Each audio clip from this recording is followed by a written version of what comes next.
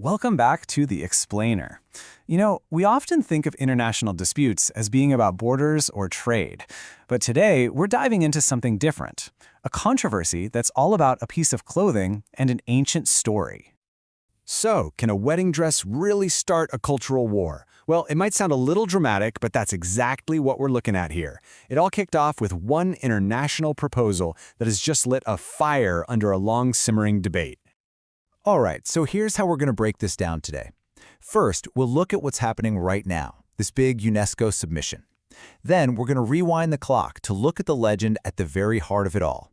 And finally, we'll connect the dots to see what some are calling a very clever strategy for cultural influence. Okay, first up, a wedding and a war. Let's dig into the thing that really brought this whole issue to the forefront, and that's Cambodia's plan to register its traditional wedding ceremony with UNESCO. Now, if you're not familiar, UNESCO is the cultural arm of the UN, and getting something on their intangible cultural heritage list, that's a huge deal. It's like getting a gold medal for your culture on the world stage. So on the face of it, this seems pretty straightforward, right?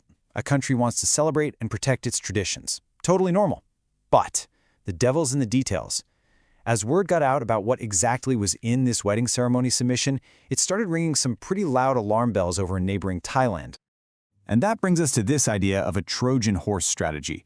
This phrase has been all over Thai social media, according to the sources we've looked at. The thinking goes like this. The wedding ceremony itself isn't the main goal. It's the horse. And inside, the real prize, a claim to the Sabai, that beautiful, iconic shawl-like dress. All right, Section 2. This is where we go from modern politics to ancient myth. To really get what's going on, we need to understand a story that's absolutely fundamental to Cambodia's identity, the legend of a prince named Preah Thong and a serpent princess, Neang Neak. So you might think this is a story that's been told the same way for thousands of years, right? Well, not exactly. Take a look at this timeline.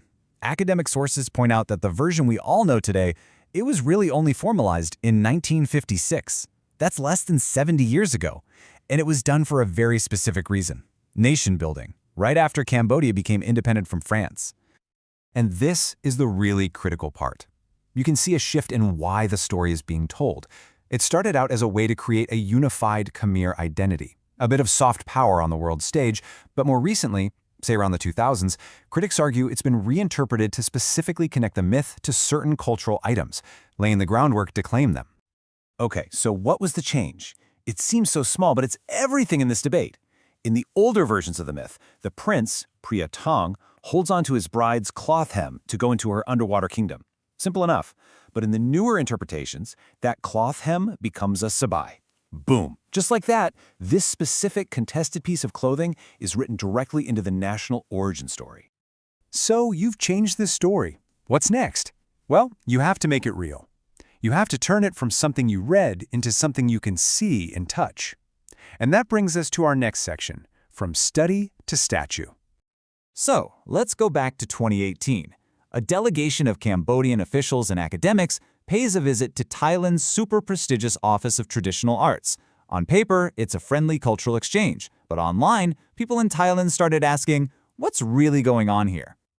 And you might be wondering, why all this suspicion? Well, the sources we've seen point out that at least one person in that delegation had a history. They'd been accused of copying Thai art before.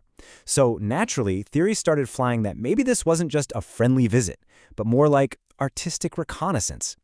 Fast forward 4 years to 2022, and voila! This massive monument gets unveiled in Sihanoukville, Cambodia. We're talking huge, over 20 meters tall. It's a permanent physical statement that locks in that new version of the myth, right down to the detail of the prince holding the princess's garment. But let's look closer at the statue's clothing. This is where it gets really interesting. Critics immediately pointed out that the dress on the Neang Neak statue looks, well, almost exactly like the Thai Chakraphat dress. This is a formal, royalist style of dress established by Queen Sirikit. I mean, just look at the comparison. The two-layered sabai, the silk brocade, the wrap skirt, the resemblance is just uncanny. Okay, so let's take a step back and connect all these dots. You've got the change in the myth. You've got the visit to the arts office, you've got the giant statue, and then you've got the UNESCO submission. When you lay it all out like that, some analysts say a very clear, step-by-step strategy starts to emerge. And here it is, the alleged three-step play. Step 1, modify the myth. Tweak that origin story to include the Sabai. Step 2, build the monument. Create a huge public piece of evidence that shows this new version of the story. And Step 3, seek UNESCO recognition.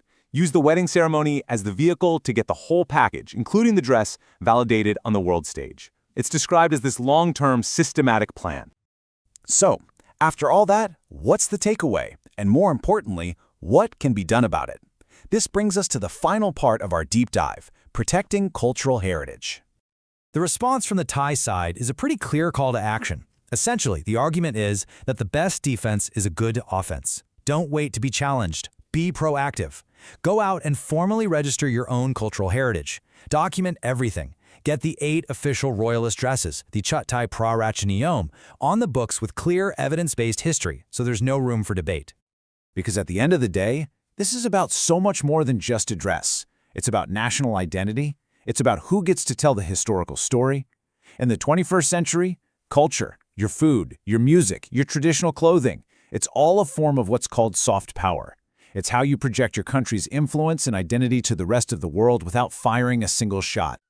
And that's really the big question this whole case leaves us with.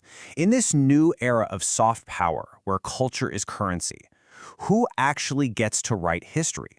Who owns a story, a dress, a tradition? And who decides which version gets passed down to the next generation? It's something to think about.